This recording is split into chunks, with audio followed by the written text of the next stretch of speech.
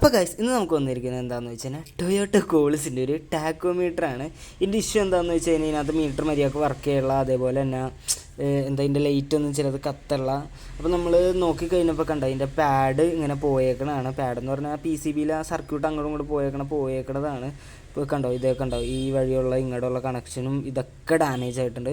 അപ്പോൾ നമ്മളിത് എല്ലാം ശരിയാക്കാൻ വേണ്ടി കണ്ടോ, ഇതിന് മുമ്പും ഇതേപോലെ പുള്ളി ഒരു വയർ വലിച്ചിട്ടുണ്ടായിരുന്നു, എന്നിട്ട് ശരിയായില്ലായിരുന്നു.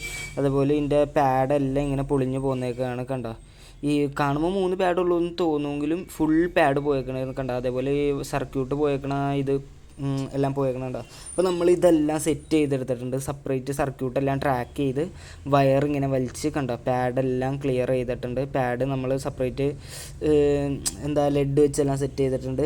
ഞാൻ ഡിജിറ്റൽ ഇതിനു മുമ്പ് ഒരെണ്ണം പഠിച്ചിട്ടുണ്ട്, ഒരു ബൈക്കിൻ്റെ ഏതോ KTM FC എന്താണെന്ന് തോന്നുന്നു, ഞാൻ ഓർക്കുള്ള അതൊരു ഫ്രണ്ടിൻ്റെ ബൈക്കിൻ്റെ പണിതിട്ടുണ്ട്. ഇതാദ്യമായിട്ടാണ് ഇത് പഴയ മോഡൽ ഇത് പണിയണം. കണ്ടോ, ഇതേപോലെ ട്രാക്ക് ചെയ്ത് പോയിക്കണം. ഇങ്ങനെ പോകേണ്ട കണക്ഷനാണ് നമ്മൾ ഇങ്ങനെ ത്രൂ കൊടുത്തേക്കണം. പക്ഷേ എങ്ങോട്ടൊക്കെ കണക്ഷൻ പോകേണ്ട അതെല്ലാം ക്ലിയർ ചെയ്തിട്ടുണ്ട്. ഇപ്പോൾ ഇത് ഫുള്ള് സെറ്റാണ്. പിന്നെ ഇതിനകത്ത് തന്നെ ബൾബ് എങ്ങനത്തെയെന്ന് കണ്ടോ കേട്ടോ ഗൈസ്. ഇതാണ് നമ്മുടെ ടൊയോട്ടേൻ്റെ ടാക്കോമീറ്റർ, ടൊയോട്ട കോളിസിൻ്റെ. ഇതിനകത്ത് ഉള്ളിൽ ഹാലോജൻ ബൾബാട്ടോ തന്നെ ഗൈസ്.